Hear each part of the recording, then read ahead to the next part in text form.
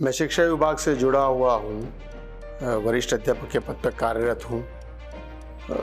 हेमंत जोशी मेरा नाम है और मैं संस्कृत विषय को पढ़ाता हूँ। स्कूल में पढ़ाने के दौरान ही और स्पेशली मेरे विषय को पढ़ाते हुए मुझे लगा, क्योंकि संस्कृत विषय एक ऐसा है जो कोई न कोई किसी आपके व्यक्तित्व को निखारने के लिए उसमें कोई न कोई एक ऐसा टॉपिक आता ही आता है, कोई सा भी लेसन आता है। उसी से धीरे धीरे मेरे में शायद प्रभाव ही आया और मैंने उसको एक तरह से मुहिम में शुरू हुआ। उसी दौरान सरकार में ये शनिवार ये बाल सभा और स्पेशली नो बैग डे और एक और आया, तो उसी को मैंने एक अपना बनाया उद्देश्य। उसमें स्टार्टिंग से एक्सपर्ट्स लाने शुरू किए।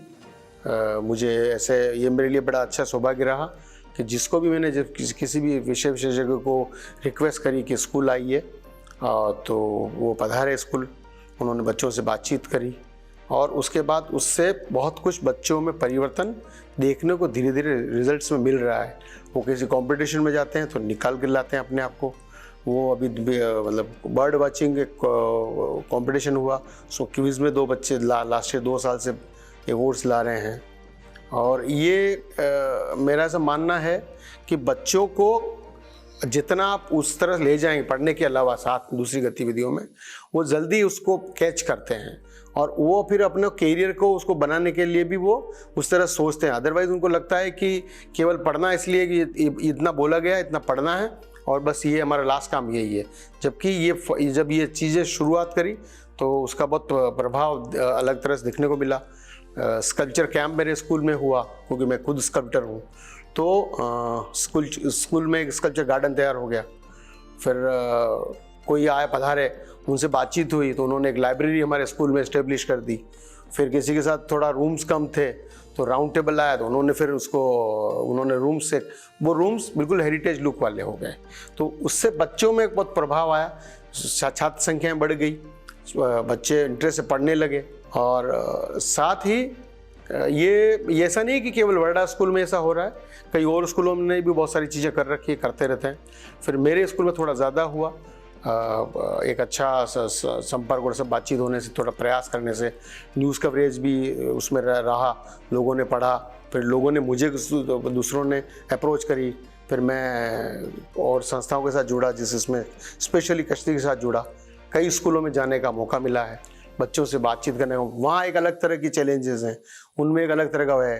और ये चीज़ होने से मुझे ऐसा लगता है कि आने वाले समय में स्कूलों में एक जो मुहिम चली है ये बहुत आगे बदलाव लाएगी। और ये अवेयरनेस इसलिए ज़रूरी है कि अगर बच्चे को उसको सिखाया जाएगा कि मुझे प्लास्टिक यूज़ नहीं करना है तो वो नहीं करेगा। बच्चे को बोलेंगे, हमने जैसे मैं अभी रिसेंटली काम किया कि बच्चों को पूछा आम खाए थे, बोले खाए थे। मैंने कितने बच्चों ने वापस उसको अपने लगाए थे, तो कई जगह आया जवाब, कहीं कुछ नहीं हुआ। कई जगह आया उन्होंने 50 के आसपास उन्होंने बोए थे। तो ये अगर शुरुआत हम हो जाएगी, मुझे अगर अच्छी ऑक्सीजन चाहिए तो मुझे पेड़ लगाने होंगे, मुझे अच्छा वातावरण चाहिए तो मुझे बहुत ध्यान देना होगा। और ये बच्चे के माध्यम से शुरू किया जाएगा तो इसका फ़ायदा ये होगा कि वो लॉन्ग टर्म तक काम करेगा। आप और मेरा बहुत सारा समय निकाल चुका, पर अगर हम बहुत नीचे के ग्रास रूट लेवल पे अगर इस पे काम करेंगे तो बहुत कुछ हम सफल हो पाएंगे। कई विद्यालय इस तरह का कार्य कर रहे हैं, मैं देखता हूँ। कई जगह किसी ने किसी उसको मुद्दा बनाया, मतलब अपना टारगेट बनाया है, किसी ने प्लास्टिक मुक्त किया है। कोई बिल्कुल वहाँ जाएंगे तो कोई सामान, मतलब उसमें इतने वस्तुएं तैयार कर रहे हैं कि वो बिक जाती है और बच्चे उसमें इन्वॉल्व रहते हैं, अपनी क्रिएटिविटी उसमें यूज़ कर रहे हैं।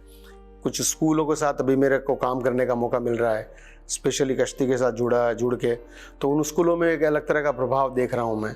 और वो मुझे ऐसा लगता है कि किसी एक अच्छी मुहिम की ओर हम अग्रसर हो रहे हैं।